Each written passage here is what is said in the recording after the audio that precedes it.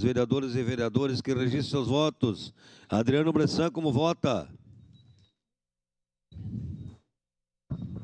Voto sim, senhor presidente. Adriano Bressan vota sim. Vereador Meneguzzi vota sim. Alberto Meneguzzi vota sim. Voto sim, senhor presidente. Juliano Valim vota sim. Voto sim, senhor presidente. Sandro Fantinel vota sim.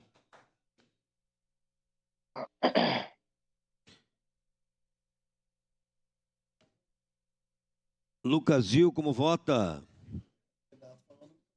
Voto sim, senhor presidente. Lucas Carinhato vota sim.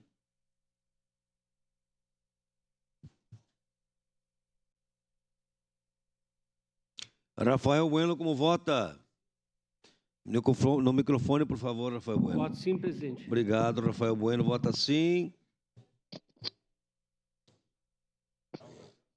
Marisol Santos, como vota? Voto sim, senhor presidente. Marisol Santos vota sim. Encerrado o registro dos votos, encerrada a votação. Projeto de lei número 64/2023 foi aprovado por unanimidade com ausência do vereador Fiuza e em representação Rose Frigeri.